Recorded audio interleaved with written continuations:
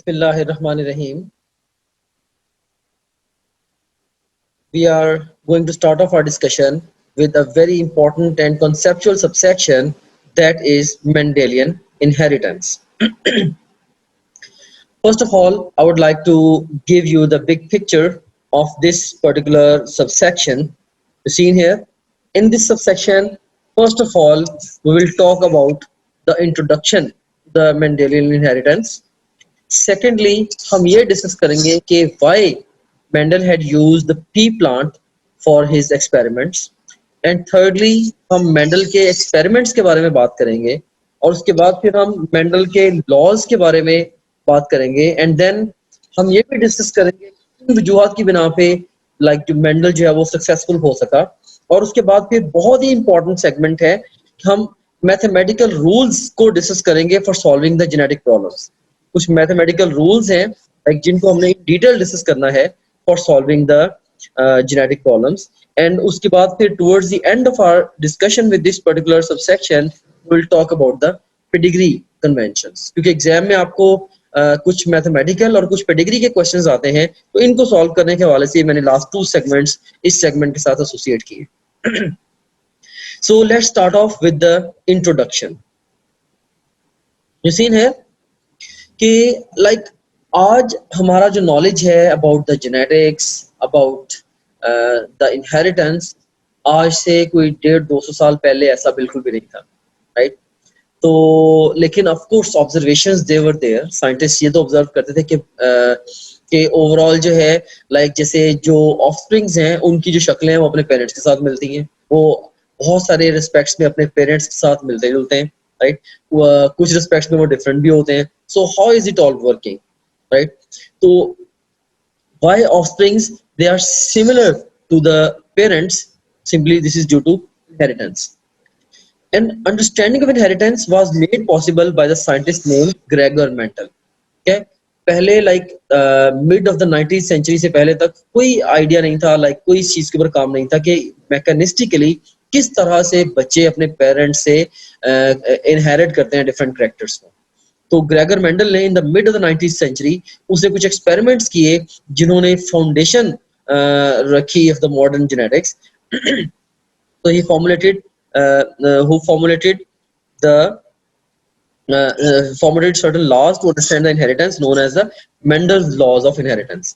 तो उसने कुछ एक्सपेरिमेंट्स किए जिनकी बेस पे उसने Mendel's laws of inheritance जो है ये फॉर्मुलेट किए.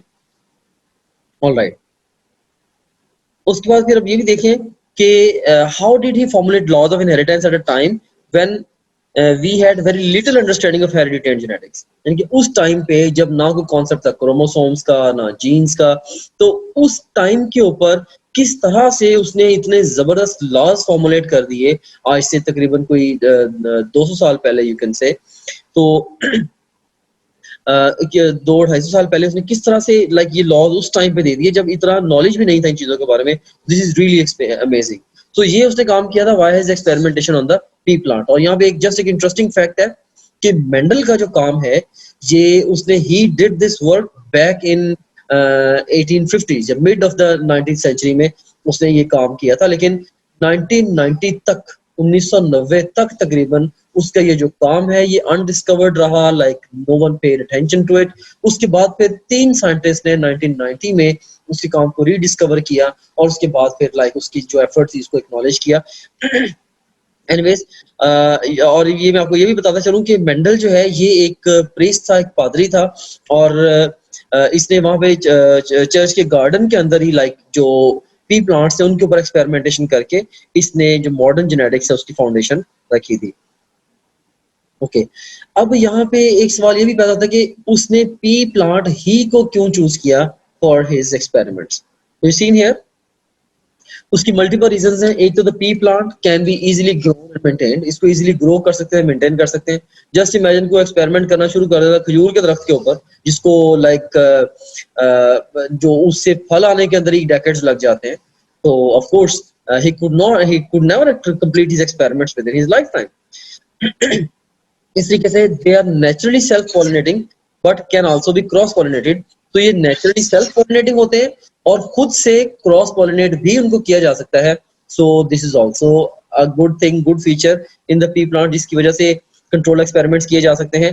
फिर it is an annual plant, therefore many generations studied with in a short period of time. ये एनुअल प्लांट है तो बहुत सारी जो जनरेशन है इसकी शॉर्ट स्पैन ऑफ टाइम में इसको स्टडी किया जा सका। और it has several contrasting characters, इसके अंदर काफी सारे कंट्रास्टिंग कैरेक्टर्स थे जो क्लियरली एक दूसरे से डिफरेंट थे। फॉर एग्जांपल, जैसे ये एक से कंट्रास्टिंग कैरेक्टर से रिलेटेड एक क्वेश्चन है, फिर मैं कंट्रास्टिंग कैरेक्टर्स कौन कौन से थे उसके ऊपर भी रोशनी डालूंगा। Which one is recessive trait in garden pea plant, right? So A option is axial position, B option is green seed, C option is green pod and D option is yellow seed. तो इसके अंदर अगर आप देखें तो जो green seed है ये इसके अंदर एक रिसेसिव ट्रेड था। बहरहाल ये देखेंगे ट्रेड से रिलेटेड आपसे एग्जाम क्वेश्चन पूछ भी सकता है इसके पी प्लांट के ट्रेड से रिलेटेड। तो एनीवेज, तो यू सीन हियर, यहाँ पे अगर आप देखें तो ये 7 कंट्रास्टिंग ट्रेड्स थे पी प्लांट के अंदर जिनको यूज करके मेंडल ने एक्सपेरिमेंट्स किए। सीड के अंदर उसकी एक तो फॉर्म थी और दूसरे नंबर उसके कॉर्डिलेटर्स थे। सीड में दे आर राउंड और उसमें व्हाइट एंड रिंकल्ड सीड्स थे। फिर कॉर्डिलेटर्स जो है वो येलो और ग्रीन। उसके बाद फिर जो फ्लावर है, फ्लावर वाइट और वायलेट। जो फॉर्म है इसकी पॉड की वो फुल और कंस्ट्रिक्टेड, और कलर जो है वो येलो और ग्रीन। उसके अलावा जो स्टेम है, स्टेम के वाले से उनकी जो प्लेस है लाइक उसमें एक्सियल पॉड्स और फ्लावर्स अलोंग, और फिर टर्मिनल पॉड्स और फ्लावर अलोंग। जैसे आप देखिए ये एक्सियल फ्लावर्स हैं, ये टर्मिनल फ्लावर्स हैं। उसके बाद फिर जो साइज है वो लॉन्ग और शॉर्ट, राइट? तो ये 7 कंट्रास्टिंग ट्रेड्स थे जो कि पी प्लांट्स के अंदर प्रेजेंट थे। या सिंपली आप ये भी कह सकते हैं कि पी प्लांट्स को उसने जो ऑब्जर्व किया, उसने देखा कि उनके अंदर जो सीड है वो राउंड भी है, वो रिंकल्ड भी है, उनके जो कॉर्डिलेटर्स है वो येलो भी हैं, वो ग्रीन भी हैं, उनके फ्लावर्स का कलर वाइट भी है और पर्पल वायलेट भी है, और पॉड जो है वो फुल भी है और कंस्ट्रक्टेड भी है। उसने ये भी ऑब्जर्व किया कि पॉड की जो शेप है वो येलो भी है और ग्रीन भी है, और जो स्टेम है उनके अंदर एक्सियल पॉड्स हैं। स्टेम के अंदर जो है वो एक्सियल पॉड्स हैं, एक्सियल पॉड्स हैं और फ्लावर्स लॉन्ग हैं, और टर्मिनल पॉड्स और फ्लावर्स टॉप पे हैं। और इसके अलावा उसने ये भी देखा कि इनकी जो हाइट के हिसाब से जो स्टेम है ये लॉन्ग और शॉर्ट थे, राइट? सो ये उसने कंट्रास्टिंग पेयर्स हैं, उसने कंट्रास्टिंग फीचर्स उसने डिफरेंट पी प्लांट्स के अंदर ऑब्जर्व की। अब उसने एक्सपेरिमेंटेशन किस तरीके से की, अब हम इस चीज को डिस्कस करते हैं। So you seen here how did he perform his experiments. Okay, तो अब हम इसके मेंडल के एक्सपेरिमेंट्स की अगर हम बात करें तो ये इससे पहले के एक्सपेरिमेंट्स को इन डिटेल डिस्कस करूं, ये कुछ क्वेश्चंस आपसे पूछना चाहूंगा। Mendel studied how many different traits of P plant, तो इसका बेस्ट रिस्पांस क्या होगा? ऑफ कोर्स अभी हम डिस्कस करके आए हैं 7 बीटा। A true breeding variety upon self fertilisation always produces. A option is only dominant offspring, B option is only recessive offspring, both dominant and recessive offsprings with ratio of 3:1 and offsprings identical to parents। तो इसका best response क्या होगा कि true breeding variety वो होगी जो कि parents जैसी जो है वो आगे ब्रीड प्रोड्यूस करे। सो ऑफस्प्रिंग जो बिल्कुल पेरेंट्स जैसे हों, आइडेंटिकल टू द पेरेंट्स हों, यही ट्रू ब्रीड होती है। डेल्टा इसका आंसर है। तो अब मेंडल के जो एक्सपेरिमेंट्स थे उनके मैं आपको ओवरव्यू एक दे देता हूँ। सबसे पहला काम और बड़ा अच्छा काम जो मेंडल ने किया वो उसने ये किया कि उसने ट्रू ब्रीडिंग लाइंस जो है वो उसने स्टैब्लिश कर ली। ट्रू ब्रीडिंग लाइन से मुराद ये है कि जैसे उसने ऐसे पी प्लांट जैसे ऑब्टेन कर लिए जिनका जो पॉड कलर था, से अगर वो येलो था तो वो येलो ही, नस्ल दा नसर वो येलो ही प्रोड्यूस करता था, राइट? सो अगर सीड राउंड था तो नस्ल दा नसर वो जो पी प्लांट्स हैं वो राउंड सीड्स ही प्रोड्यूस करते थे। अगर रिंकल्ड थे तो रिंकल्ड सीड्स ही प्रोड्यूस करते थे। तो उसने प्योर जो कह लेंगे ब्रीडिंग लाइंस हैं उसने उनको, या ट्रू ब्रीडिंग लाइंस को उसने स्टैब्लिश कर लिया वाया एक्सपेरिमेंटेशन। उसके बाद फिर उसने क्या किया, उसने मोनो हाइब्रिड एक्सपेरिमेंट किया, राइट? उसने फिर मोनो हाइब्रिड एक्सपेरिमेंट किया, राइट? और उसके नतीजे में लॉ ऑफ डोमिनेंस और लॉ ऑफ सेग्रीगेशन बने। फिर उसने डाई हाइब्रिड क्रॉस एक्सपेरिमेंट किया, उसके नतीजे में लॉ ऑफ इंडिपेंडेंट असॉर्टमेंट बना। अब किस तरीके से उसने स्टेप बाय स्टेप ये सारा किया और किस तरीके से वो इन लॉस तक पहुंचा, इसको हम डिस्कस करेंगे। सो सबसे पहले नंबर पे मेंडल ने क्या किया, he had established the true breeding lines. उसने ट्रू ब्रीडिंग लाइंस को एस्टैब्लिश किया। तो he first established true breeding lines और वैरायटीज फॉर ईच ट्रेट। उसने ट्रू ब्रीडिंग लाइंस या वैरायटीज को हर ट्रेट के लिए उसने एस्टैब्लिश किया। A true breeding variety upon self fertilisation always produced offspring identical to the parents. True breeding variety वो है जो कि हमेशा ऑफस्प्रिंग वही देगा जो कि आइडेंटिकल टू द पेरेंट है। फॉर एग्जांपल, अगर In a true breeding round seed plant produced only round seeds. Similarly, true breed wrinkle seed plants produced only wrinkle seeds. से अगर एक जनरेशन से स्टार्ट करें, भले 10 जनरेशन भी ले लें, राउंड सीड प्लांट ने हमेशा राउंड सीड्स वाला प्लांट ही देना है और रिंकल सीड वाले ने हमेशा रिंकल सीड वाला प्लांट ही देना है. तो ये ट्रू ब्रीड्स हैं, राइट. सो उसने सबसे पहले ये जो 7 कंट्रास्टिंग पेयर्स हैं, इनके अंदर 7 कंट्रास्टिंग ट्रेड्स हैं, उन सब की उसने लाइक 14 ट्रू ब्रीड्स जो बनती थी उसने उनको उसने सिक्योर कर लिया, उनको उसने स्टैब्लिश कर लिया. Like he was having exactly having the seeds कि भाई ये वाले जो सीड्स हैं ये उन प्लांट्स के हैं जिन्होंने येलो कलर के सीड्स देने आगे सीड प्रोड्यूस करने हैं, और ये वाले सीड्स उन प्लांट्स के हैं जिन्होंने आगे जब वो ग्रीन कलर के सीड्स देने हैं, सो ऑन. इस तरह से सारे के सारे जो ट्रेड्स थे उनके लिए उसने जो ट्रू ब्रीडिंग लाइंस थी उनको उसने स्टैब्लिश कर दिया. अब मोनोहाइब्रिड क्रॉस एक्सपेरिमेंट क्या था? In this experiment Mendel took 2 pea plants of opposed he took the 2 pea plants of the opposed traits. उसने opposed traits के 2 pea plants लिए, जैसे एक short और एक tall, and crossed them. उनको उसने क्रॉस किया. He found the first generation of offsprings were tall and called it F1.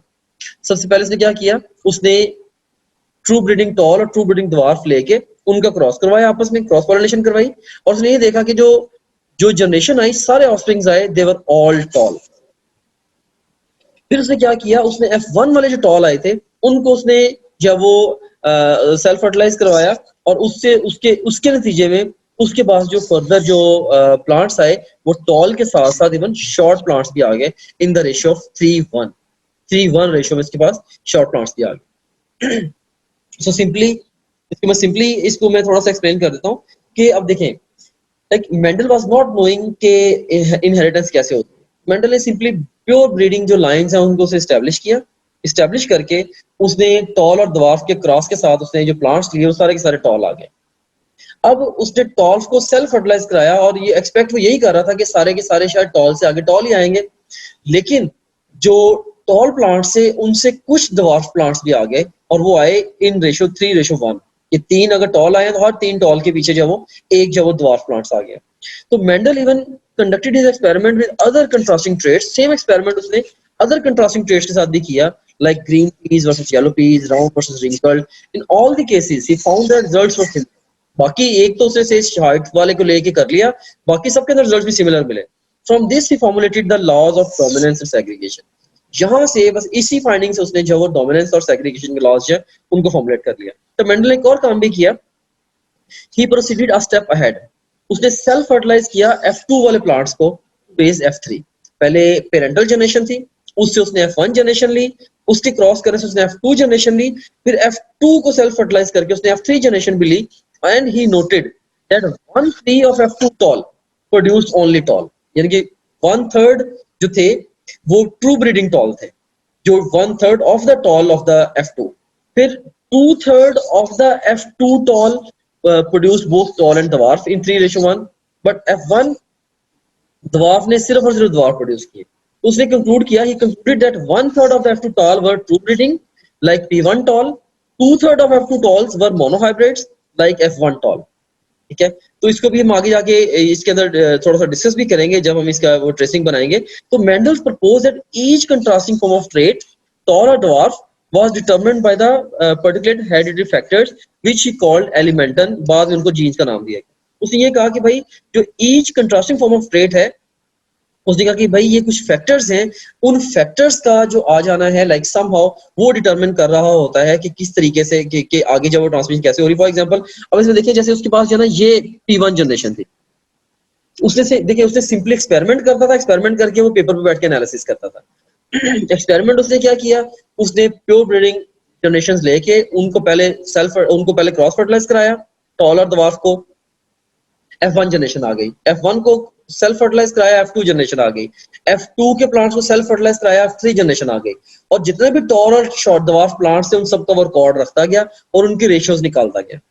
फिर उन रेशियोज को उसने लॉजिकली बैठ के पेपर पे एक्सप्लेन करने की कोशिश की और इसी एक्सप्लेनेशन के दौरान वो इस नतीजे में पहुंचा कि भाई कोई ना कोई चीज ऐसी है जो कि प्लांट के अंदर जाती है और वो अल्टीमेटली वो कभी एक्सप्रेस होती है, कई दफा नहीं होती.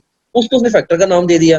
फॉर एग्जांपल जैसे उसने कहा जी कि जैसे जो टॉल प्लांट है इसके अंदर कैपिटल टी और ड्वार्फ के अंदर से स्मॉल टी. तो इसमें देखिए कि उसने ये कहा कि उसने कहा कि ये बेसिकली अब जो कुछ फैक्टर्स हैं जो कि प्लांट्स के अंदर प्रेजेंट है, कुछ फैक्टर्स हैं, उनको ये नहीं पता ये जीन्स हैं या क्या है, उसका कुछ फैक्टर्स हैं जो कि प्लांट्स के अंदर प्रेजेंट है, और जब गैमेट्स बनते हैं तो वो फैक्टर, ऑफ कोर्स वो फैक्टर्स जो वो गैमेट्स में चले जाते हैं, और उसके अलोंग जो अल्टीमेटली वो जो है ना F1 जनरेशन के अंदर चले जाते हैं। अब F1 जनरेशन के अंदर जाके कुछ फैक्टर अपने आप को एक्सप्रेस करवा लेते हैं, वो डोमिनेंट फैक्टर है, और कुछ फैक्टर जो है वो अब वो एक्सप्रेस नहीं हो पाते, वो रिसेसिव है। तो डोमिनेंट और रिसेसिव का जो कॉन्सेप्ट है उसने वो यहाँ से दे दिया कि कुछ डोमिनेंट है, कुछ रिसेसिव है, राइट। और उसके बाद फिर जब उसने इनको सेल्फ फर्टिलाइज कराया, तो सेल्फ फर्टिलाइज कराने के नतीजे में देखें, जैसे कैपिटल टी स्मॉल टी, इनसे गैमेट्स बने, इनको जब सेल्फ फर्टिलाइज कराया तो जो प्लांट्स आए, देखें कि 3 जो प्लांट्स थे, लाइक 3:1 में उस जितने भी प्लांट्स आए उनकी जब उसने रेशो निकाली, उसने देखा कि हर 3 टॉल प्लांट्स के पीछे एक जो वो ड्वार्फ प्लांट था, राइट।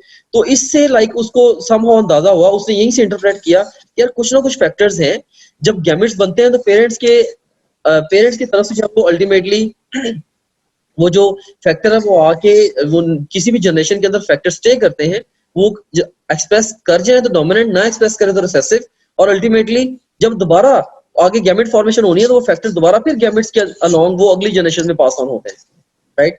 तो अल्टीमेटली बार उसने फर्दर अपने आप को मजीद क्लियर करने के लिए उसने F3 जनरेशन जब ली, उसने जब F3 जनरेशन ली F2 को सेल्फ फर्टिलाइज करने से, राइट, उससे उसको क्या पता चला, उससे उसको ये पता चला कि 1/3 of the tall plants, 1/3 of the tall plants of the F2 generation वो ट्रू ब्रीडिंग टॉल थे।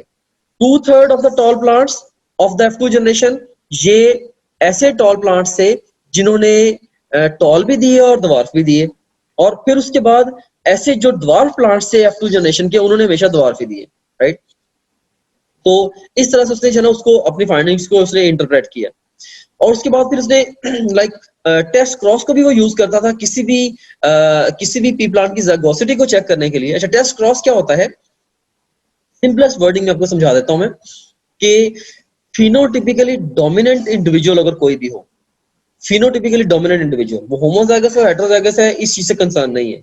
फिनोटिपिकली डोमिनेंट इंडिविजुअल का cross with the homozygous recessive, for example tall plant का क्रॉस विद होमोजाइगस रिसेसिव। मेरे पास tall plant है, like मेरे पास से this is a tall plant and I don't know whether ये homozygous है या हेटेरोजाइगस है, तो मैं क्या करूंगा, मैं इस टॉल प्लांट का द्वार्फ के साथ क्रॉस करवा दूंगा। अगर सारे के सारे F1 जनरेशन में टॉल आ गए तो इसका मतलब है ये ट्रू ब्रीडिंग टॉल था, तभी सारे टॉल आ गए। अगर उसके F1 जनरेशन के अंदर टॉल के साथ द्वार्फ भी आ गए, या नेक्स्ट जनरेशन के अंदर टॉल के साथ द्वार्फ भी आ गए, तो इसका मतलब क्या हुआ कि ये जो है वो हेटेरोजाइगस टॉल था, राइट। तो होमोजाइगस टॉल और हेटेरोजाइगस टॉल के यहाँ से हमारे पास कॉन्सेप्ट आता है कि अगर देखेंगे, अगर तो होमोजाइगस टॉल है और होमोजाइगस इसका क्रॉस अगर होमोजाइगस द्वार्फ के साथ कराया जाए तो सारे के सारे टॉल आएंगे। तो इस तरीके से अगर हेटेरोजाइगस टॉल का होमोजाइगस द्वार्फ के साथ क्रॉस कराया जाए तो टॉल और द्वार्फ दोनों तरह के प्लांट्स आ जाएंगे। तो इससे सिंपली टेस्ट क्रॉस की मदद से हम ज़ाइगोसिटी चेक कर लेते हैं। Zygosity simple is that, why do we use a test cross to check the zygosity. Phenotypically dominant individual का फिनोटिपिकली रिसेसिव इंडिविजुअल के साथ क्रॉस, इनके क्रॉस के नतीजे में अगर जनरेशन सारी डोमिनेंट आ जाए तो जो डोमिनेंट था वो होमोजाइगस डोमिनेंट था, अगर जनरेशन जो है वो आधी डोमिनेंट आधी रिसेसिव आ जाए तो जो डोमिनेंट था वो हेटेरोजाइगस डोमिनेंट था, एंड सो ऑन। अब देखिए यहाँ पे क्वेश्चन है हमारे पास, point out the cross that has 1:1 phenotypic ratio in the P plant. ठीक है, कौन सा क्रॉस है जिसके अंदर 1:1 रेशियो होगी, फिनोटाइपिक 1:1 फिनोटाइपिक रेशियो होगी। ठीक है, 1:1 फिनोटाइपिक रेशियो होगी, यानी कि 50-50 जो प्लांट्स वो आएंगे। अब देखिए ये कैपिटल आर के अंदर जो फिनोटाइपिक रेशियो है 1:1 तो नहीं होती, इसमें सारे टॉल आएंगे। इसके अंदर जो है वो इसके अंदर टॉल और द्वार्फ दोनों आ जाएंगे, राइट। तो इसके बाद फिर इसके अंदर अगर आप देखें तो इसके अंदर जो 1:1 रेशियो है वो इसका मतलब इसके साथ ही आ रही है। देखें कैपिटल आर है और स्मॉल आर है, स्मॉल आर है, स्मॉल आर है। ये कैपिटल आर स्मॉल आर, ये कैपिटल आर और स्मॉल आर, और ये small R small R, small R small R. अब इसमें देखिए कि 50% द्वार्फ और 50% जो है वो टॉल आ गए, राइट। से 50% द्वार्फ और 50% टॉल, जो व्हाट्सएवर जो भी ये ट्रेड है, मे बी सीड कलर है या सीड शेप है, जो भी अब इसको लेबल करना चाहें। अब देखिए 50% इसके अंदर मे बी अगर हम राउंडेडनेस कहें तो 50% राउंड सीडेड आ गया, 50% जो है वो रिंकल सीडेड आ गया। देखिए कि इसके अंदर फिनोटाइपिक रेशियो जो इसके अंदर 1:1 है, जबकि इसके अंदर जो है वो सारे के सारे राउंड शेडेड आने थे। इसके अंदर क्या हुआ, इसके अंदर देखें, इसके अंदर तो जो 3:1 के अंदर आएंगे राउंड और श्रिंकल्ड, राइट, इसके अंदर सारे के सारे राउंड आएंगे एंड सो ऑन। तो बेस्ट रिस्पॉन्स इस क्वेश्चन का कौन सा बनेगा, बीटा। ओके, अच्छा अब उसने क्या किया, पहले मोनोहाइब्रिड क्रॉस के अंदर मेंडल ने सिर्फ एक कंट्रास्टिंग पेयर को स्टडी किया एट अ टाइम। अब उसने क्या किया, उसने एक और फैंसी स्टडी की, वो उसने ये की कि उसने अब दो ट्रेड्स को इकट्ठा स्टडी किया। तो in a dihybrid cross experiment Mendel considered two traits having two alleles. उसने दो ट्रेड्स को स्टडी किया। He cross the wrinkled green seed and round yellow seed. अब उसने रिंकल ग्रीन सीड्स को अलग, उसने रिंकल ग्रीन सीड्स को राउंड और येलो सीड्स के साथ उसने क्रॉस करवा दिया, right, and observe that all of the first generation progeny were round yellow. सारे के सारे जो F1 में आए वो राउंड येलो आ गए। This meant that the dominant traits were the round shape and the yellow colour. ठीक है, राउंड और येलो जो ये डोमिनेंट ट्रेड्स बन गए। He then self-pollinated the F1 progeny and obtained 4 different traits। जैसे अच्छा उसने जब F1 को सेल्फ पॉलिनेट किया तो 4 उसको डिफरेंट ट्रेट्स मिल गए। उसके अंदर जो वो wrinkle yellow, round yellow, wrinkle green और राउंड ग्रीन जो है ये उसको 9:1 के रेशियो में मिल गया, राइट। सो ये वो इस चीज से लाइक उसके इस चीज से वो काफी ज्यादा लाइक हुआ कि उसके पास ओरिजिनली तो दो ही अपेरेंट ट्रेट्स थे, जैसे रिंकल ग्रीन थे और राउंड येलो थे, wrinkle green and round yellow. वो आगे जो वो अगली जनरेशन में भी रिंकल ग्रीन और राउंड येलो को ही एक्सपेक्ट कर रहा था, लेकिन quite contrary to his expectation जब उसने नेक्स्ट जनरेशन दी तो उनके अंदर जब वो मल्टीपल कह लें कि उसके अंदर 4 वैरायटीज आ गई 9:1 के रेशो में। अब जैसे इसके तरफ देखें कि इसको उसने लॉजिकली भी एक्सप्लेन करने की कोशिश की, कैसे कि देखेंगे P1 का जैसे क्रॉस हुआ येलो राउंड का ग्रीन रिंकल के साथ, ठीक है, तो अगर येलो राउंड का ग्रीन रिंकल के साथ क्रॉस हो, इससे सारे के सारे जो प्लांट्स आगे कौन से आगे, सारे येलो राउंड आ गए। अब जब उसने येलो राउंड का येलो राउंड के साथ क्रॉस करवाया तो 9 आउट ऑफ 16 जो है वो येलो राउंड आए F2 जनरेशन में, 3 out of 16 green round, 3 out of 16 yellow wrinkled और 1 आउट ऑफ 16 जो वो रिंकल ग्रीन रिंकल्ड आ गए, राइट। सो ये 9, 3, 3 और 1 की रेशियो के अंदर ये वाले प्लांट्स हैं वो आ गए। ऑफ कोर्स ये एग्जैक्ट इतने प्लांट्स नहीं होते थे, वो तो सैकड़ों हजारों प्लांट्स के साथ एक्सपेरिमेंट्स करता था, उसके बाद फिर काउंटिंग के जरिए एंड पे रेशियोज निकाल लेता था। लाइक उसने काफी सारे P1 को लेके उनको क्रॉस किया, काफी सारी आगे जनरेशन आ गई, उनके आगे फर्दर से कैलकुलेट करके वो रेशियोज निकाल लेता था। वो रेशियोज यहाँ पे मैंने मेंशन की गई। इसमें देखें कि इसमें इसको इंटरप्रेट भी कैसे करेंगे। इसका मतलब ये हुआ कि जो येलो राउंड था उसमें कैपिटल वाई और कैपिटल आर था, और इसके अंदर ग्रीन और रिंकल के अंदर स्मॉल वाई और स्मॉल आर था, राइट। तो जो F1 जनरेशन आई उसके अंदर capital Y capital R small R और ये सारे के सारे आगे येलो एंड रिंकल्ड, ये येलो और रिंकल्ड आ गए। तो अब जब इनके साथ गैमेट फॉर्मेशन हुई तो गैमेट फॉर्मेशन में देखें कि वो गैमेट फॉर्मेशन मल्टीपल वेज में हो गई, लाइक मल्टीपल वेज में ये जो कह लें कि ये जो एलील्स आपस में कंबाइन हुई। जैसे देखें कैपिटल वाई कैपिटल आर और स्मॉल आर, इनके साथ आप देखें कि ये गैमेट फॉर्मेशन इस तरह से डिफरेंट वैरायटीज में गैमेट फॉर्मेशन हो गई, यहाँ पे गई है। मेल और फीमेल दोनों के अंदर ये गैमेट फॉर्मेशन हुई, इनके आपस में कंबाइन करने से ये हमारे पास डिफरेंट कॉम्बिनेशन आ गए। ये देखिए कि 9 जो है वो round yellow, 3 round green, 3 yellow wrinkled और 1 जो है जस्ट वो रिंकल्ड और ग्रीन हमारे पास जो वो सीडेड प्लांट्स आ गए।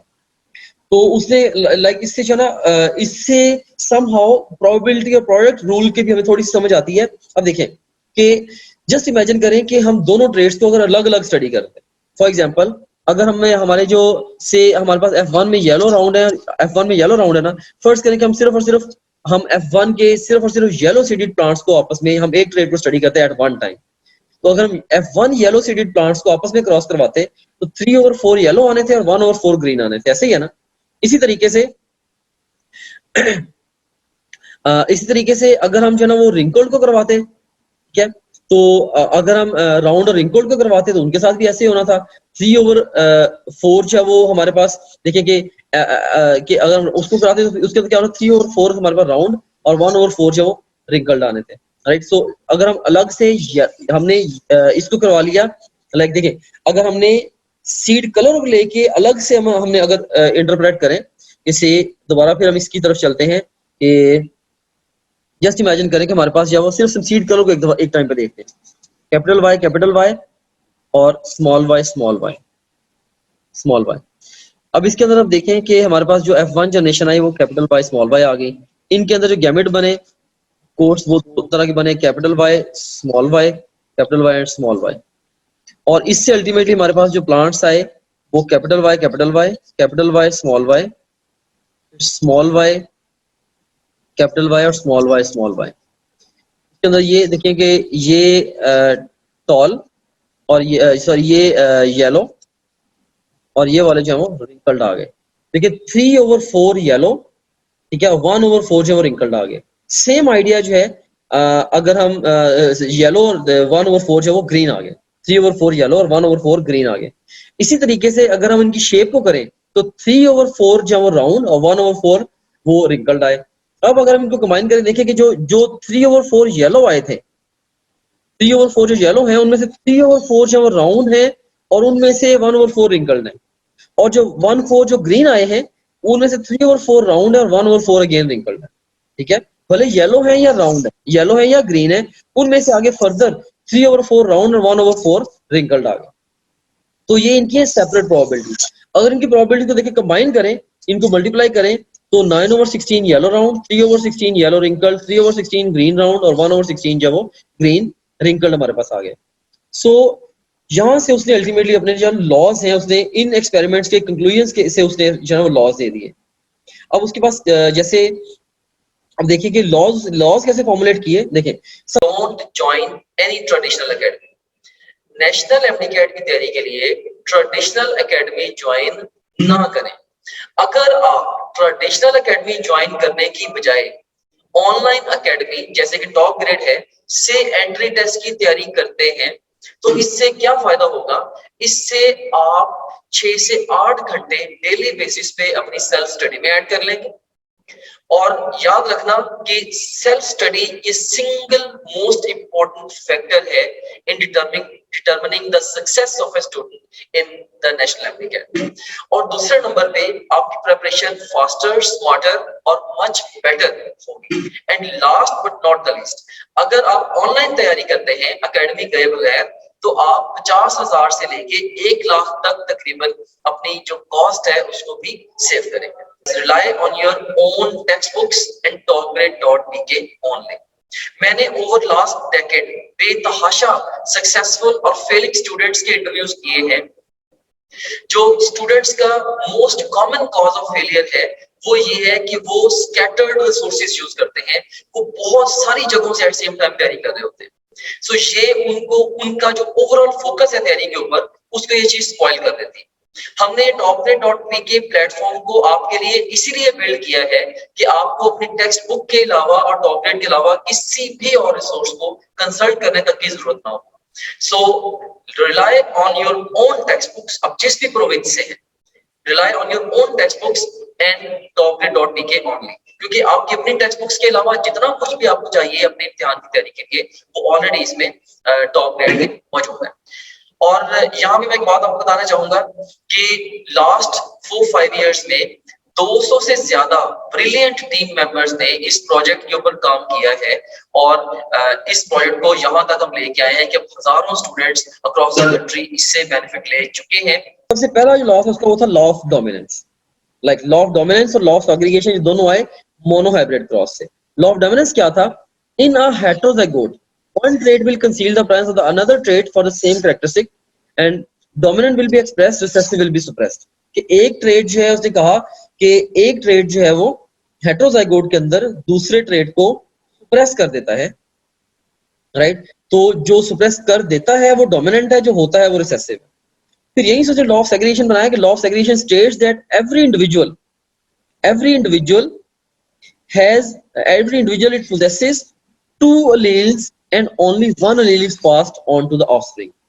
कि हर इंडिविजुअल के पास 2 alleles हैं, जैसे उसने यहीं से जैसे कैपिटल टी और स्मॉल टी, हर इंडिविजुअल के पास 2 alleles हैं और उनमें से जिस एक ही allele जो है वो ऑफस्प्रिंग में जानी, जैसे ये वाला कैपिटल टी जाएगा, ये वाला जाएगा, दो तरह के गैमेट्स उसके अंदर इस तरह से, इसके अंदर से या ये जाएगा या ये जाएगा। ऑफस्प्रिंग के अंदर मदर और फादर की तरफ से कोर्स हर allele पेयर में से एक एक मेंबर जाना होता है। तो two and one and only one allele passed on to the offspring from one parent. तो सिंपली यही लॉ ऑफ सेग्रीगेशन था। सिंपली उसने यही बताया कि जब हम प्योर ब्रीडिंग से टॉल को जब हम क्रॉस करवाते हैं तो जब हेटेरोजाइगोट है उसके अंदर एक डोमिनेंट हो गया, रिसेसिव हो गया, जब हम दोबारा उनको सेल्फ फर्टिलाइज कराते हैं उससे कुछ प्योर ब्रीडिंग डोमिनेंट, कुछ प्योर ब्रीडिंग रिसेसिव और कुछ जो है वो इवन डोमिनेंट है लेकिन वो प्योर ब्रीडिंग नहीं है, ऐसे डोमिनेंट हैं जिनसे आगे रिसेसिव भी आ सकते हैं। यही से उसने अंदाजा लगाया कि कुछ ना कुछ ऐसे फैक्टर्स हैं जो कि पेरेंट्स से आगे ऑफस्प्रिंग में ट्रांसफर होते हैं, कई दफा एक्सप्रेस होते हैं, कई दफा नहीं होते, लेकिन गैमेट फॉर्मेशन के वक्त जो ना वो लाजमी तौर पर प्रेजेंट होते हैं, अगली जनरेशन के अंदर हो जाते हैं। यही लॉ ऑफ सेग्रीगेशन है। फिर लॉ ऑफ इंडिपेंडेंट असॉर्टमेंट क्या है? Law of independent assortment states that the inheritance of one pair of genes is independent of inheritance of other pair, कि किसी भी एक जीन पेयर के जो इनहेरिटेंस है वो दूसरे से बिल्कुल इंडिपेंडेंट है। जैसे हमने अभी देखा, जैसे अभी हमने इसके अंदर स्टडी भी किया ना कि इसके अंदर देखेंगे कि अब देखेंगे ये दो थे, ये इसमें ये येलो और ग्रीन कलर और राउंड और रिंकल्ड सीड्स हैं, इनकी अलग अलग इनकी इंडिपेंडेंट इनहेरिटेंस है। अगर हम इनकी इंडिपेंडेंट प्रोबेबिलिटीज निकाल लें और फिर उन सब की प्रोबेबिलिटीज को कंबाइन कर दें तो हमारे पास जो रिजल्ट अल्टीमेटली सेम आएगा। तो Mendel's law of independent assortment के अंदर जो है वो बेसिकली के कह लें कि यही हमारे पास आया कि जो इनकी सेपरेट प्रोबेबिलिटीज हैं वो उनको अगर हम कंबाइन कर दें तो हमारे पास जो वो कंबाइंड प्रोबेबिलिटीज जो आएंगी वो सेपरेट प्रोबेबिलिटीज ही की प्रोजेक्शन होगी। ठीक है, जैसे कि 3/4 येलो और 3/4 round, 3/4 into 3/4 3/4 is equal to 9/16। देखें ये येलो राउंड हो गए, ये इनकी सेपरेट प्रोबेबिलिटीज है और ये जो है यहाँ पे हमारे पास कंबाइंड प्रोबेबिलिटी आ गई। सेम जो है ये बाकियों के बारे में भी है, राइट। ओके, अब मैं इसके अंदर यहाँ पे अब दोबारा फिर आप देख लें इसको बहुत ही सिंप्लीफाइड वे में आपको ये दोबारा समझा रहा हूँ। अब देखें कि ये हमारे पास एक्सट्रीम लेफ्ट कॉलम में लॉ है, फिर ये पेरेंट क्रॉस है और ऑफस्प्रिंग इसमें कैसे आ रहे हैं। लॉ ऑफ डोमिनेंस में जैसे टॉल और शॉर्ट को क्रॉस करवाया, 100% टॉल आ गया, उसने कहा जी एक डोमिनेंट हो गया, एक रिसेसिव हो गया, ये लॉ ऑफ डोमिनेंस है। सेग्रीगेशन क्या है कि जब F1 जनरेशन को सेल्फ फर्टिलाइज कराया गया 75% टॉल और 25% शॉर्ट आ गए, तो इससे बेसिकली हुआ ये कि जो फैक्टर्स है वो पेरेंट्स से ऑफस्प्रिंग्स में आ गए, आके वहां पे कुछ एक्सप्रेस हो गए, कुछ नहीं हुए, और अल्टीमेटली लेकिन जब उनके आगे फर्दर ऑफस्प्रिंग्स आने हैं उस वक्त उनके ऑफस्प्रिंग्स के अंदर भी वो वाले जो फैक्टर्स हैं वो ट्रांसमिट होते हैं और अगेन वो समटाइम्स एक्सप्रेस होते हैं, कई दफा नहीं होते। इंडिपेंडेंट असॉर्टमेंट के अंदर क्या किया उसने कि उसने जैसे इंडिपेंडेंट असॉर्टमेंट के अंदर जैसे देखें कि उसने F1 जो जनरेशन थी जैसे डाई हाइब्रिड क्रॉस के अंदर के राउंड और ग्रीन सीडेड जो प्लांट्स हैं, राउंड और ग्रीन सीडेड प्लांट को आपस में उसने क्रॉस करवाया और उससे जो वो 9/16 राउंड सीडेड एंड ग्रीन आए, 3/16 round seeded and yellow pods के साथ आए, राइट। और उसके बाद फिर 3/16 wrinkle seeds and green pods के साथ आया और 1/16 जो रिंकल सीड्स और येलो पॉड्स के साथ आए एंड सो ऑन। सो ये थे मेंडल के लॉज। अब मेंडल की जो सक्सेस की रीजंस थी वो क्या थी, हम इनको भी थोड़ा सा डिस्कस कर लेते हैं कि व्हाई मेंडल वाज सक्सेसफुल। एक तो उसने गार्डन पी को सेलेक्ट किया फॉर एक्सपेरिमेंटेशन, जैसे हमने पहले भी डिस्कस किया कि गार्डन पी को एक्सपेरिमेंटल ऑर्गेनिज्म के तौर पे चूज करना इसके अपने बहुत सारे एडवांटेजेस थे। उसके बाद फिर फर्स्ट टाइम एवर जो उसने मैथमेटिकल लॉजिक और स्टैटिस्टिकल एनालिसिस अप्लाई किया टू इनहेरिटेंस। मेंडल से पहले किसी ने नहीं किया था। फिर सैंपल साइज बहुत बड़ा था, मे बी अगर वो सिर्फ चंद एक पौधों पे स्मॉल नंबर ऑफ प्लांट्स पे वो एक्सपेरिमेंट करता, उनमें से कोई एक दो पौधे मुरझा जाते, मर जाते, तो वो उसकी सारी रेशियोज जो आउट हो जानी थी। क्योंकि वो बहुत बड़ी पॉपुलेशन के ऊपर वो काम कर रहा था, तो उसके साथ अगर कुछ ना कुछ प्लांट्स की बिल्डिंग वगैरह को मसले मसाइल होते भी थे तो स्टिल उसको वो जब रेशियोज निकालता था रेशियोज तकरीबन प्रिसाइज निकल आती थी। फिर वो एक टाइम पे एक ही ट्रेड को स्टडी करता था और उसने F2 और F3 जनरेशंस ली, इससे उसको और ज्यादा जो है वो क्लैरिटी मिली। So that's how he formulated these laws. अब देखें कि यहाँ पे जो इंपॉर्टेंट सेगमेंट है, ये तो चलो हमने मेंडल के लॉज को हमने डिस्कस कर लिया। अब जो इंपॉर्टेंट सेगमेंट है यहाँ पे वो ये है कि अब हम मैथमेटिकल रूल्स को जेनेटिक प्रॉब्लम्स को सॉल्व करने के लिए हम अप्लाई करना सीखते हैं। अब देखिए जैसे ये क्वेश्चन आपके पास सैंपल क्वेश्चन है। क्वेश्चन क्या है जी कि a pea plant producing 4 types of gametes must have genotype as। अब इनमें से कौन सा प्लांट है जो 4 किस्म के गैमेट्स प्रोड्यूस करेगा? Capital R, capital R, capital Y, capital Y, capital R, small R, capital Y, capital Y, small R, capital Y, small Y, capital R, small R, capital Y, small Y. अब इन चारों में से कौन से ऐसे ऐसा पी प्लांट होगा जो कि 4 किस्म के गैमेट्स प्रोड्यूस करेगा? या इससे भी मुश्किल क्वेश्चन हो सकता है, मैं आपसे ये क्वेश्चन पूछ सकता हूं कि ये मेरे पास एक प्लांट है, capital R small R, capital Y small Y, capital T small T, ठीक है? तो इस तरह से चले मैं कहता हूँ ये वाला प्लांट है। अब ये आपके ख्याल में कितनी किस्म के गैमेट्स प्रोड्यूस करेगा? ये वाला जो प्लांट है ये कितनी किस्म के गैमेट्स प्रोड्यूस कर सकता है इन जीन्स के हिसाब से या इन एलील्स के हिसाब से? कितने किस्म के गैमेट्स प्रोड्यूस कर सकता है? तो इस तरह से भी क्वेश्चन आ सकता है। इवन यहाँ पे जब वो आपको और भी इसके अंदर एक्सटेंड करके भी दे सकते हैं। अब देखिए, अब मुझे बताएं कि ये वाला जो प्लांट है ये कितनी किस्म के गैमेट्स प्रोड्यूस कर सकता है, राइट? तो इसके लिए सिंपल सा एक फॉर्मूला मैं आपको बता देता हूँ, इंशाल्लाह आपका ये क्वेश्चन कभी भी गलत नहीं होगा। वो सिंपल सा फॉर्मूला क्या है, आपसे अगर नंबर ऑफ गैमेट्स पूछे जाए ना, नंबर ऑफ गैमेट्स अगर आपसे पूछे जाए, आपने सिंपली हेट्रोजाइगस, जो हेट्रोजाइगस एलील्स है ना, आपने उनको कैलकुलेट कर लेना, राइट? और वो उसका जो नंबर आएगा वो होगा n, तो 2 रेज टू पावर n, ये आपका आंसर होगा। फॉर एग्जांपल अब देखें, इसके अंदर जो हेट्रोजाइगस है कोई भी नहीं है, इसके अंदर हेट्रोजाइगस सिर्फ एक है, ठीक है? तो इसके अंदर भी देखें, इसके अंदर जो हेट्रोजाइगस, इसके अंदर भी सिर्फ और सिर्फ ये एक हेट्रोजाइगस पेयर है। इसके अंदर हेट्रोजाइगस दो एलील्स के हिसाब से ये हेट्रोजाइगस है। अब देखें 2 रेज टू पावर n। अब देखिए, अगर मैं पूछूं कि ये बीज है कितने किस्म के गैमेट्स प्रोड्यूस करेगा, तो यहाँ पे n की वैल्यू क्या है? n क्या है? n is the number of heterozygous allele pairs. Heterozygous allele pairs का नंबर जब n है, 2 रेज टू पावर, अब देखेंगे यहाँ पे हेट्रोजाइगस एलील्स का पेयर कितना है? 1, तो 2 raise to power 1 is equal to 2, ठीक है?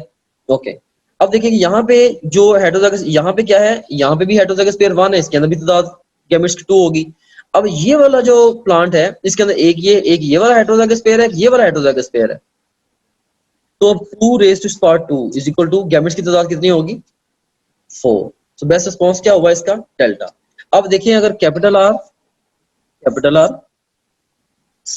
Capital R small R, capital Y small Y, और capital T small T, capital B small B. अब देखेंगे अब ये वाला जो प्लांट है, अगर आपको मैं ये प्रेजेंट कर दूं अरे, और मैं आपको ये कितने किस्म के गैमेट्स प्रोड्यूस करेगा, ये देखिए हेट्रोजाइगस आप काउंट कर लें, 1 2 3 4, ठीक है?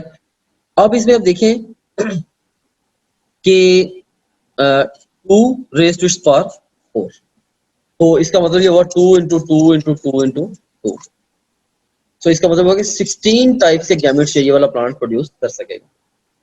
इसी तरीके से फर्स्ट करेंगे, मैं यहाँ पे कर देता हूँ कैपिटल बी कर देता हूँ। अब आपके ख्याल में ये वाला जो प्लांट है ये कितने किस्म के गैमेट्स प्रोड्यूस करेगा? अब जो होमोजाइगस है इसको हमने निकाल देना। अब सिर्फ 3 हेट्रोजाइगस इसके अंदर पेयर्स हैं, एलील पेयर्स हैं। अब देखिए इसके अंदर 2 raise to power 3, 2 into 2 into 2 is equal to 8। तो सिंपली इस तरीके से आप नंबर ऑफ गैमेट्स को निकाल सकते हैं। वेरी वेरी सिंपल फॉर्मूला, ठीक है? सो जब भी कभी नंबर ऑफ गैमेट्स आपसे पूछे जाएं तो सिंपली आप हेट्रोजाइगस एलील पेयर्स की आप वैल्यू देख लें, और वो वैल्यू n कहलाएगी 2 raise to power n is equal to number of gametes. So इसी तरह के बहुत सारे मैथमेटिकल प्रिंसिपल्स हैं, वो इस स्लाइड की मदद से मैं आपको दे रहा हूं, तो आप हमेशा क्वेश्चंस को क्विकली आंसर कर पाएंगे इन प्रिंसिपल्स को यूज करते हुए। अब इसमें आप ये देखें जरा कि यहाँ पे हमारे पास है number of heterozygous gene pairs,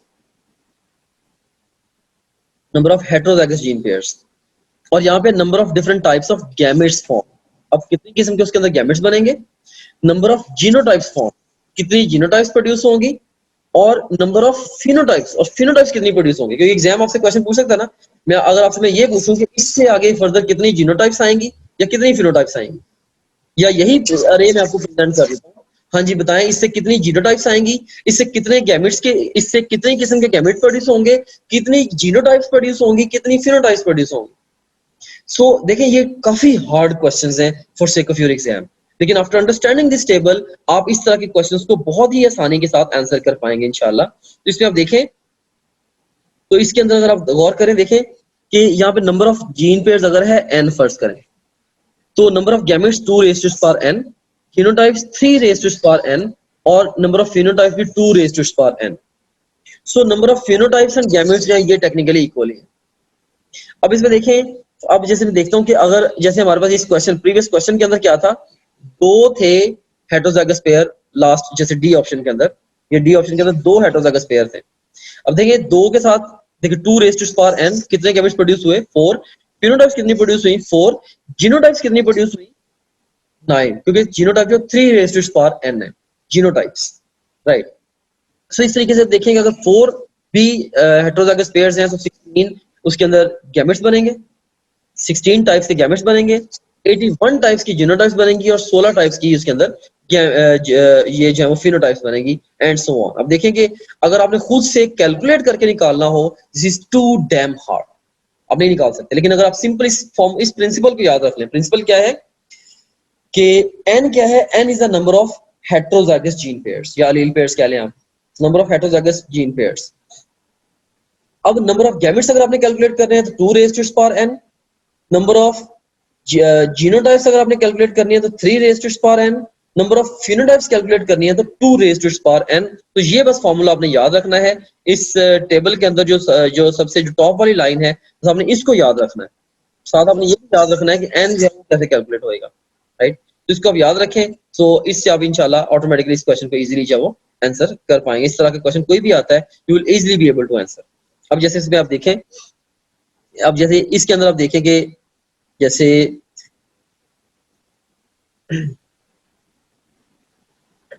अब जैसे ये वाला इंडिविजुअल है, क्या ख्याल है कि इसके अंदर गैमेट्स कितनी टाइप के प्रोड्यूस होंगे? इसके अंदर हेटेरोजाइगस पेयर्स कितने हैं, 2, तो 2 रेज़ टू पावर 2 4, और जीनोटाइप्स 9, और फिनोटाइप्स अगेन 4, ठीक है, वही फॉर्मूला हमारा अप्लाई करके। सो ये हमने मैथमेटिकल रूल्स भी अंडरस्टैंड कर लिए हैं for solving the genetic problems. उसके बाद फिर अब देखें ना, अब ना आपको कई दफा एग्जाम में पेडिग्री दी जाती है, आपको पेडिग्री दी जाती है, और कि पेडिग्री से आप जो वो फर्दर आपसे बता दिया, फादर को ये प्रॉब्लम था, मदर को ये था, आगे बच्चे ऐसे थे, तो बताएं ये ट्रेड कौन सा वाला है, ये ऑटोसोमल डोमिनेंट है, ये ऑटोसोमल रिसेसिव है, हेटेरोजाइगस डोमिनेंट है, व्हाटसोएवर। इस तरह से करके आपसे वो क्वेश्चंस पूछते हैं। तो अगर आपने पेडिग्री के क्वेश्चंस को आंसर करना है, मेंडेलियन इनहेरिटेंस ऑफ कोर्स उसकी सॉलिड फाउंडेशन है, प्लस पेडिग्री बनाने के कुछ कन्वेंशंस हैं, उन कन्वेंशंस का भी आपको पता होना चाहिए। जैसे इसके अंदर सर्कल्स फीमेल्स के लिए और स्क्वायर्स मेल्स के लिए यूज करते हैं। पेरेंट्स जो है they are connected by the horizontal line, offsprings by the vertical lines connected to the horizontal line. जैसे कि मेल्स जो है वो स्क्वायर, फीमेल सर्कल से, ठीक है। उसके बाद फिर देखें आप कि पेरेंट्स जो उनको कनेक्ट किया जाता है हॉरिजॉन्टल लाइन से, और जो ऑफस्प्रिंग्स है उनको वर्टिकल लाइन से कनेक्टेड टू हॉरिजॉन्टल। जैसे पेरेंट्स को हॉरिजॉन्टल लाइन से, और ऑफस्प्रिंग्स को देखें ये वर्टिकल लाइन जो कि हॉरिजॉन्टल लाइन से कनेक्टेड है। इससे आगे देखें ऑफस्प्रिंग बन गए, ठीक है। उसके बाद अगर आप देखें कि related parents cousin said to be consanguine connected by double line. अगर कहीं पे भी कजन मैरिज होती है तो वहां पे डबल लाइन, जैसे ये देखें, ये जो है कजन मैरिज को शो कर रहे हैं डबल लाइन के जरिए, राइट। फिर siblings return in birth order left to right, सबसे बड़ा सिबलिंग लेफ्ट साइड पे आएगा, राइट साइड पे सबसे छोटा सिबलिंग आएगा। फिर generations indicated by the Roman numericals, generations को रोमन न्यूमेरिकल्स के साथ शो करते हैं। जैसे देखिए ये फर्स्ट जनरेशन है, second generation and so on, right. उसको अभी देखें, twins are indicated by the forked line, and identical twins by the fork connected by the horizontal line, ठीक है।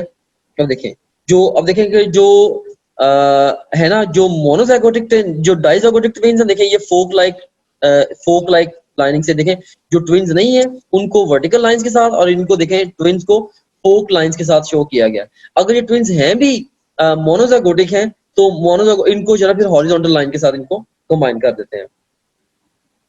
For a single trade shaded symbols indicate trade expressed, ठीक है। तो single trade के लिए जो शेड कहीं पे हो, जैसे यहाँ पे ये शेड आ गया, ये शेड आ गया, इसका मतलब ये कि शेड ये एक्सप्रेस्ड है, राइट। एक्सप्रेशन को शेडेड से शो करते हैं। And shaded with dots indicates carriers, अगर शेडेड है with dots, right. For example अगर ये है इंडिविजुअल और इसके अंदर मैं पूरा शेड करने की बजाय इसके अंदर अगर डॉट्स लगा देता हूँ, इसको थोड़ा हल्का रहता हूँ, इसका मतलब ये है कि ये कैरियर है, ये कैरियर होगा, ठीक है। इसी तरीके से line through the symbol indicates the decrease. अगर किसी भी सिंबल के थ्रू लाइन, जैसे ये देखें ये एक लाइन बनी, इसको क्रॉस कर दिया, इसका मतलब क्या हुआ कि ये इस इंडिविजुअल की डेथ हो गई थी एंड सो ऑन। तो इस तरह से जो है ना ये पेडिग्री बनाने के कुछ बेसिक से रूल्स होते हैं। सो इस तरीके से पेडिग्री बनाते हैं। जैसे ये पेडिग्री आपके सामने प्रेजेंटेड है, ये पेडिग्री आप देख लें। इस पेडिग्री को देख के हम क्वेश्चंस को आंसर करने की कोशिश करते हैं। ऑलराइट, तो यू सीन हियर कि इसके अंदर आप देखें the characteristic indicated by the blackened figures is probably. अब ब्लैकेंड फिगर्स के साथ जो कैरेक्टरिस्टिक आई है, आपके ख्याल में ये क्या है? डोमिनेंट है, रिसेसिव है, नॉन डोमिनेंट है, या सेक्स लिंक्ड रिसेसिव है? What do you think? Characteristic indicated by the blackened figures is probably। अब इसमें देखें कि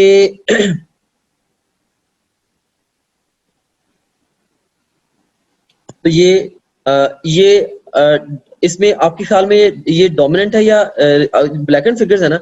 अगर तो ये ऑफ कोर्स ये अगर रिसेसिव होते हैं तो फिर तो ऑफस्प्रिंग जो ये सारे के सारे वो वेरिएशन नहीं आ सकती। रिसेसिव तो ये नहीं हो सकते। हाँ, डोमिनेंट जो है, dominant yes this is a possibility, right, dominant हो सकते हैं, या डोमिनेंट और नॉन डोमिनेंट ये दो वैसे भी ऑपोजिट ऑप्शंस हैं। तो मोस्ट लाइकली इन दोनों में से कोई आंसर होगा। सेक्स लिंक्ड रिसेसिव जो है ये हो सकते हैं या नहीं हो सकते हैं, तो ये तो मेल्स और फीमेल्स दोनों को अफेक्ट कर रहे हैं इक्वली, तो सेक्स लिंक भी ये नहीं है।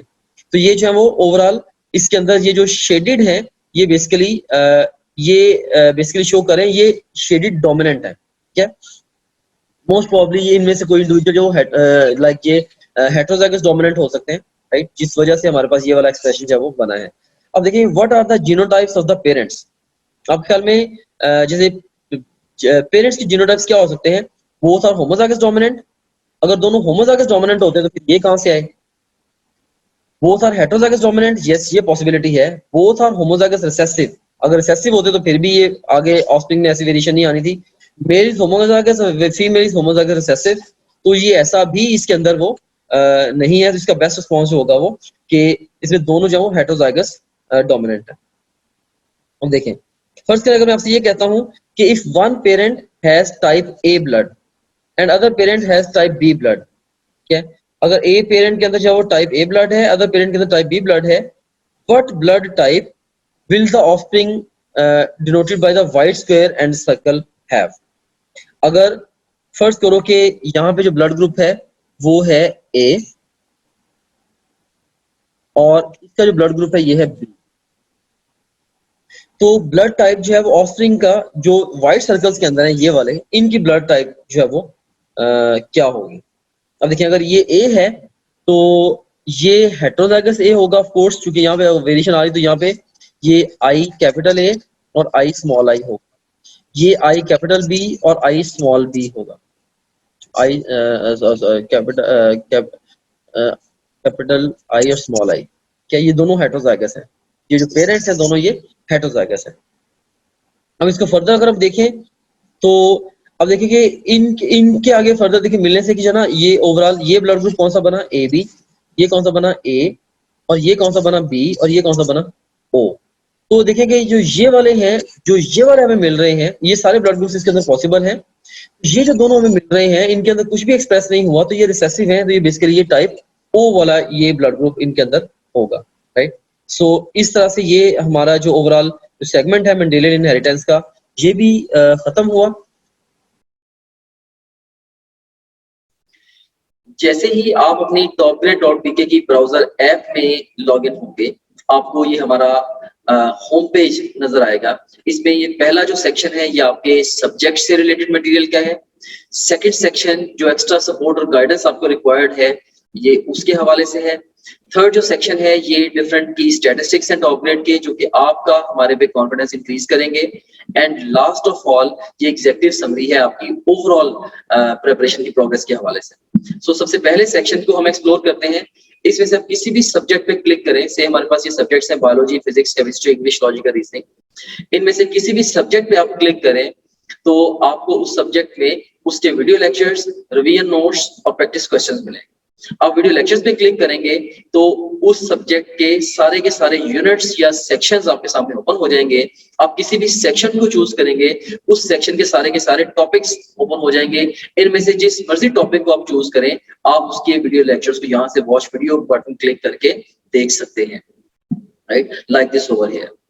सो ये वीडियो लेक्चर आपके सामने ये आ गया, इसको यहाँ से प्ले कर सकते हैं। इसी तरीके से अगर आप जाते हैं फास्ट रिवीजन नोट्स पे, सो जिन स्लाइड्स को यूज करके हमने वीडियो लेक्चर्स रिकॉर्ड किए हैं, अब उन्हीं स्लाइड्स को आप यहाँ से रिवाइज कर सकते हैं। देख सकते हैं आपने फास्ट रिवीजन नोट्स पे क्लिक किया, इसमें सारे के सारे सेक्शंस फिर ओपन हो गए। अच्छा, यहाँ पे एक बात मैं आपको यहाँ बताना चाहता हूँ कि जो भी सेक्शन इंपॉर्टेंट है एग्जाम के पॉइंट ऑफ व्यू से, हमने उनके साथ इंपॉर्टेंट का टैग भी लगाया हुआ है, keeping in view the previous exam trends.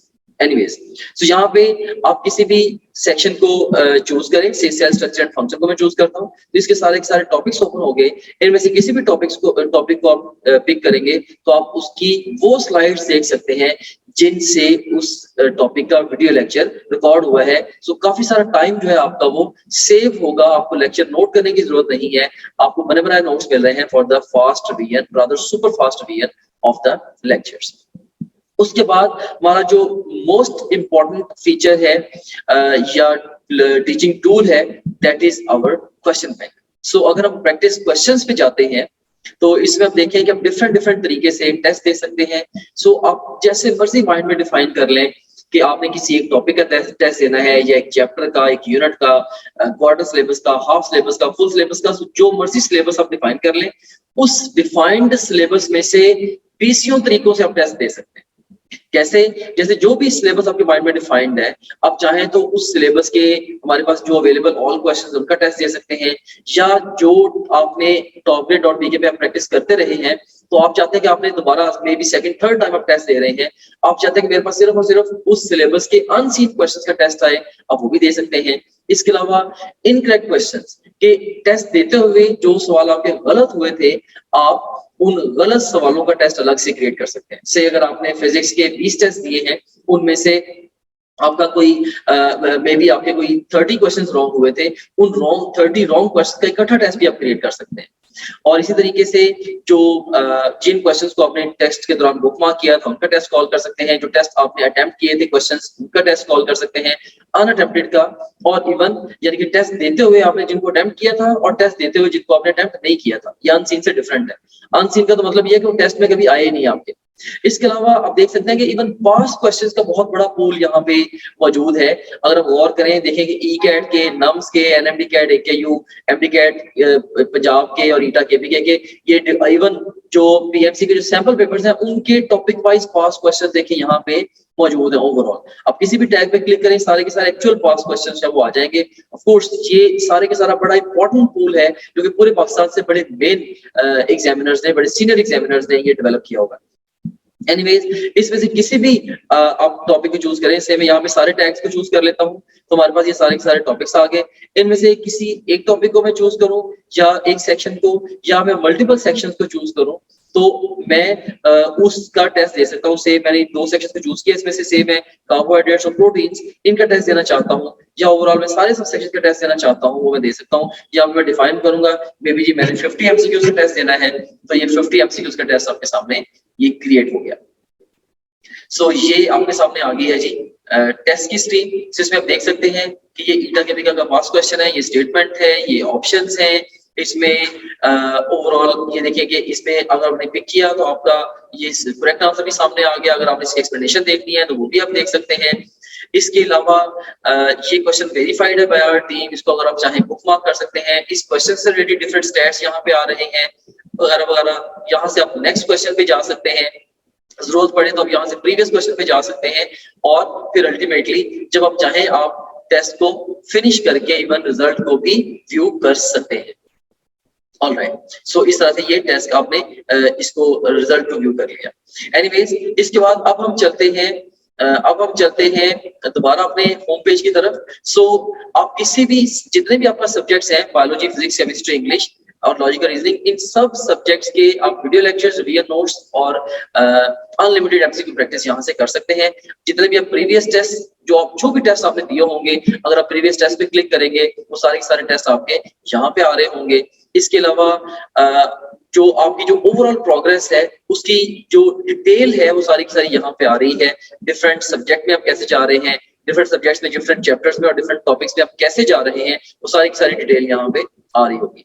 इसके अलावा फुल लेंथ पेपर्स हैं जो कि जस्ट लाइक रियल एग्जाम है। यहाँ से किसी भी फुल लेंथ पेपर को किसी भी टाइम पे लॉन्च कर सकते हैं अपनी तैयारी के शुरू में या इवन मिड सेशन में जाके नियर द एग्जाम आप इन एफएलपीस को जब चाहे आप अटेम्प्ट कर सकते हैं। उसके बाद फिर सपोर्ट मटेरियल है, इसमें एक तो वीडियो रिव्यूज हैं, डिफरेंट जो स्टूडेंट्स हैं जिन्होंने टॉप ग्रेड से पढ़ा वो आपको गाइड कर रहे हैं। हमारे सिस्टम के हवाले से भी, ओवरऑल तैयारी के हवाले से भी आप उन बच्चों से गाइडेंस ले सकते हैं। इसके अलावा हमारे ये टेस्टिमोनियल्स हैं जो पूरे पाकिस्तान में हजारों स्टूडेंट्स हमसे पढ़ रहे हैं, वो हमारे बारे में क्या कहते हैं उसकी डिटेल यहाँ पे आप देख सकते हैं। इसके अलावा सिलेबस यहाँ पे गिवन है, अगर आप कंटेंट देखना चाह रहे हैं हमारे कोर्स का वो सारे के सारे यहाँ पे ओवरऑल जो है वो विजिबल है। And in addition to that study schedules बड़ा एक अहम फीचर है, अहम मॉड्यूल है। इसमें 90 डेज, 60 डेज, 30 डेज और इवन 50 डेज का एनएमटी कैट का स्केड्यूल मौजूद है। आप अपनी नीड के अकॉर्डिंगली जिस मर्जी स्केड्यूल को फॉलो कर सकते हैं डिपेंडिंग अपॉन के आप टाइम फ्रेम में किस जगह पे खड़े हैं। जैसे अगर आप एग्जाम आपका 1 महीने के बाद एग्जाम है, ऑफ कोर्स आप 30 डेज वाला प्लान फॉलो करेंगे। अगर आपके एग्जाम में 2 हफ्ते रहते हैं तो आप 15 दिन वाला प्लान फॉलो करेंगे एंड सो ऑन। सो इसमें हमने आपको ये बताया है स्केड्यूल्स के अंदर ये गाइड किया है कि आपने गिवन टाइम को बेस्ट यूटिलाइज कैसे करना है। फिर इसके अलावा डाउनलोड्स का सेगमेंट है, जो भी डिफरेंट इंपॉर्टेंट कंटेंट है आपसे रिलेटेड वो सारे के सारे आपको डाउनलोड्स में मिल जाता है। और इसके अलावा गाइडेंस वीडियोस काफी सारी इसके अंदर पड़ी हुई हैं जो कि मैंने खुद रिकॉर्ड करके इसके अंदर डाली हैं। इसमें बहुत सारे हवालों से जनरल गाइडेंस आप इन वीडियो से ले सकते हैं। सो ये था हमारे पास ये हमारे पास गाइडेंस वीडियोस का ये सेगमेंट था।